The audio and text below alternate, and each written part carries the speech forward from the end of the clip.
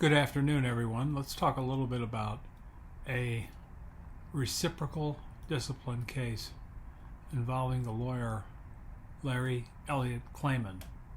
This is a decision of the Supreme Court of Florida, number SC 2023-1219, Florida Bar versus Larry Klayman, November 6th, 2025. The report, the way it works in Florida is that they appoint a referee to decide the case. The referee concluded that he should be suspended, and the Florida Supreme Court granted that suspension. Now let's look a little bit. This is a case of reciprocal discipline. This means that Klayman was already disciplined in the District of Columbia through a pair of orders. What happens if you have a license in two states? If you're disciplined in one state, the other state, here Florida, will also discipline you, or has the right to discipline you. So here, on August 29, 2023, the Florida Bar filed a formal complaint for reciprocal discipline against Larry Klayman, alleging that he'd been suspended from practicing law in the District of Columbia through a pair of orders issued by the D.C. Court of Appeals. Klayman defended the case. His main defense was that the underlying conduct that occurred several years before he was disciplined in D.C. He argued that the disciplinary proceedings were time-barred on statute of limitations and laches grounds. The Florida referee, who we could call the trial judge, issued a report stating that this particular discipline was not time-barred, and the suspension orders from D.C. constituted conclusive proof of his guilt. The referee recommended a suspension for 2 years. And then I'll just quote, for sanctions, the referee recommended suspending Klayman for a period of 2 years, explaining that the aggravating circumstances warrant a harsher sanction than that imposed by the D.C. Court of Appeals, unquote. Klayman was known for founding an organization called Judicial Watch, and that organization engaged in litigation, what I would call, loosely describe it as public interest litigation.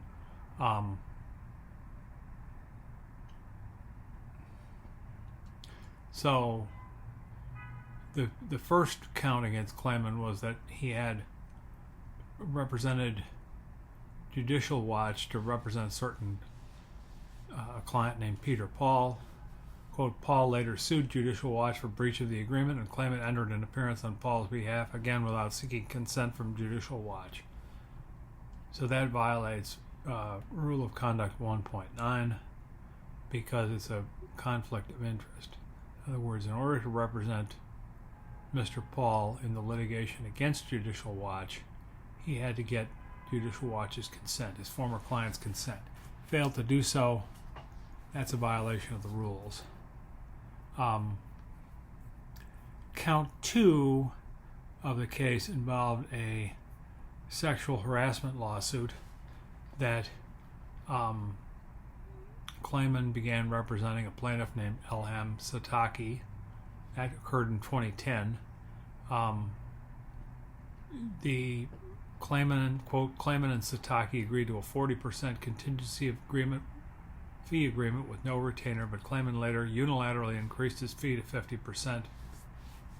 Any increase in fees that's unilateral and not agreed to by the client is going to be a suspect transaction. That is a tip that is essentially asking the disciplinary authorities to bring a case. So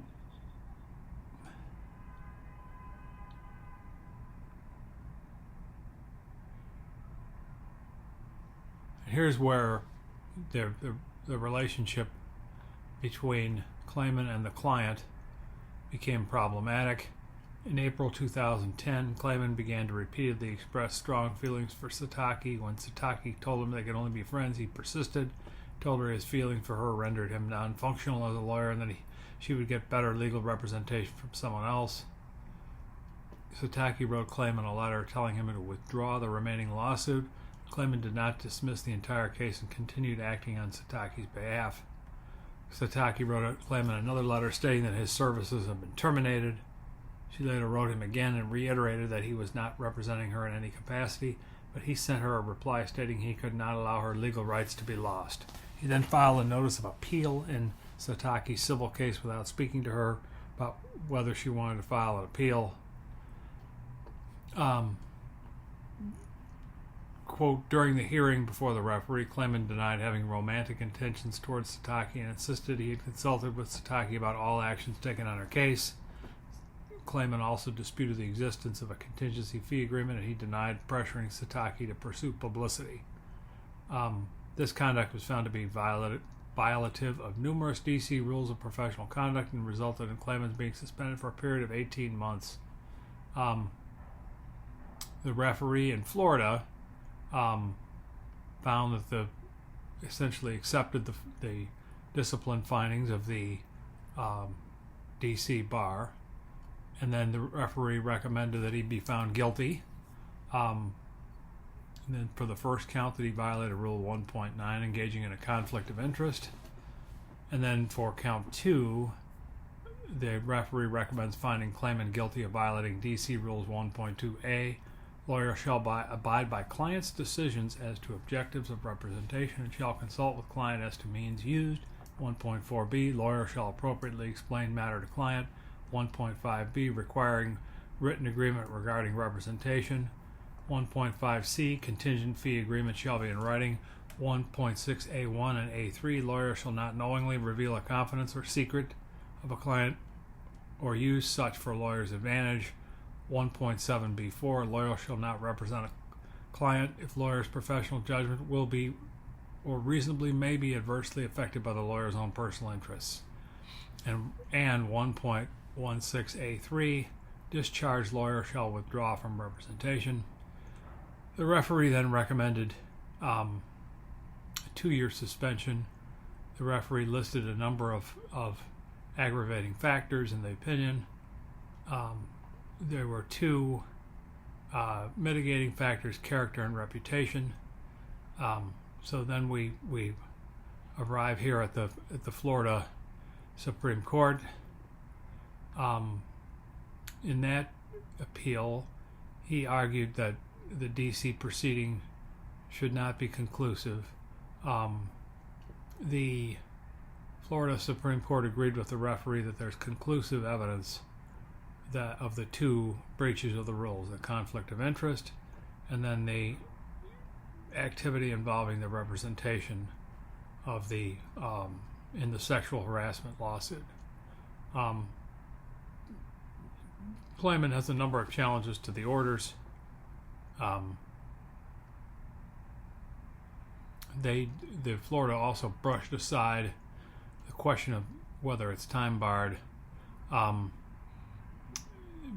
Florida said because it's a reciprocal discipline case, the judgment is based on the foreign judgment, not the underlying conduct. Therefore, it wouldn't be appropriate to declare the case time barred. The referee then concluded it was a 2-year suspension of Larry Klayman for his actions. Suspension is a presumptive sanction. He violated his duties to the clients. There are 2 counts. And then the Florida Supreme Court goes through a number of aggravating factors, including dishonest or selfish motive, pattern of misconduct, multiple offenses, bad faith obstruction of the disciplinary proceeding by failing to comply with rules or orders of the disciplinary agency, submission of false evidence, false statements, or other deceptive practices during the disciplinary process, refusal to acknowledge the wrongful nature of the conduct, and substantial experience in the practice of law. So the court agreed to put a 2-year suspension. So and then the Florida opinion cites case law. They also awarded costs. This is a fairly significant discipline case. It is an important case because it's a case where the court was concerned, both DC and Florida were concerned by the actions that the lawyer took in representing the sexual harassment plaintiff. The lawyer basically refused to shut the case down and pursued a strategy of seeking publicity when that was not appropriate. This is an important disciplinary case, one that everyone should read and consider to make sure that you don't engage in these practices. In my opinion, the opinion is correct. The Florida Supreme Court is correct in its ruling. It's correct to say to a lawyer that you can't engage in this type of conduct. You can't put pressure on someone or try to make a relationship in a case more than it might be. And then you have to follow the client's instructions. So this is an important case. Everyone should read it. Thank you. See you next time.